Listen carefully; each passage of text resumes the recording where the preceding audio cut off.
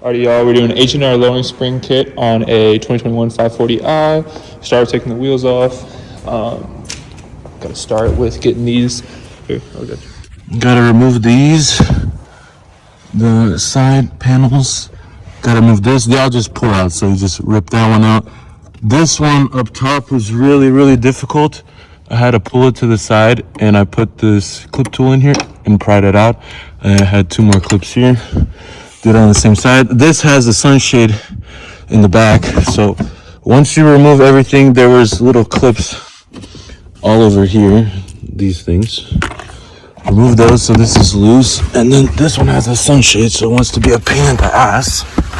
But there's a bolt here, here, and here, and I'm assuming that's for the sunshade because it feels very locked in place.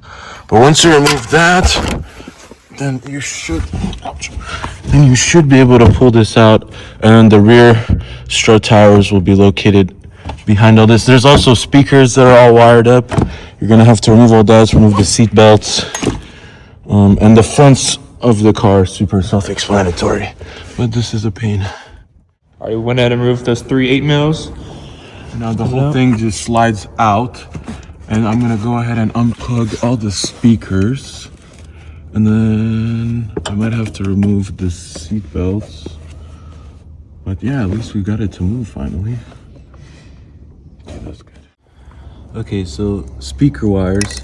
This is for the sunshade. This one was a pain because I had to use a little pick tool to push the pin down so that way I could pull it out. And now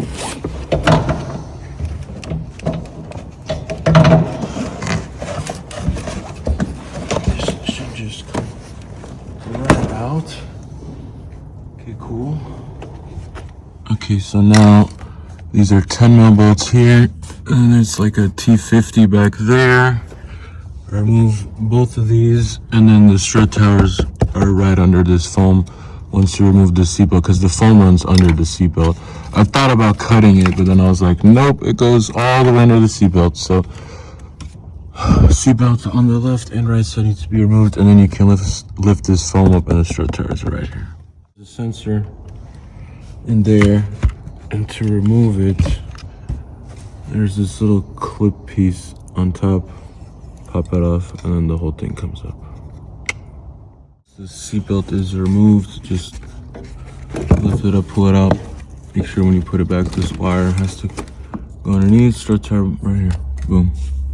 So down here, it was a 21, and I used a swivel top because it was the only way I could crack this thing loose. And it's just 1 bolt that holds the bottom of the strut, and then 3 top bolts, and then the strut will come right out. Yeah, up top 13mm, and I'm using this for leverage because it's easier to break them. They're not even that tight, but I assumed they were going to be.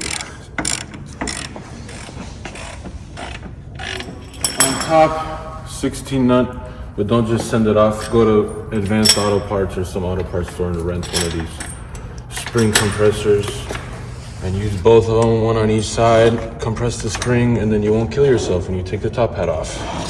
It's been forever, so I'm gonna do it with an Allen key and a 16 wrench. Very important when doing springs, you have to line the springs up perfectly, otherwise you get suspension binding. So make sure it sits in the whatever housings form perfectly. Okay, so we had a really hard time with the seatbelt because it retracted all the way, and it was hard as heck to get it to extend back out, but basically keep it flat and go very slow. If I do it any other way, any other direction, it'll lock up. So it has to be completely flat, and then it'll retract back out. Okay, so the fronts are way easier. You just have to remove these stupid plastics.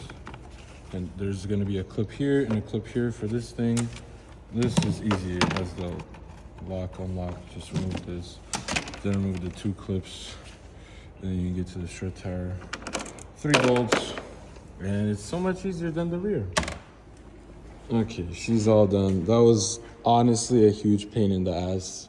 Without a lift, having to jack up every side would have been a pain. The rears, I've never seen suspension like this before. That was ridiculous. The front was so self-explanatory. Top of the struts, Couple bolts on the bottom for tie rod and where it hooks up to the control arm, and boom, struts out.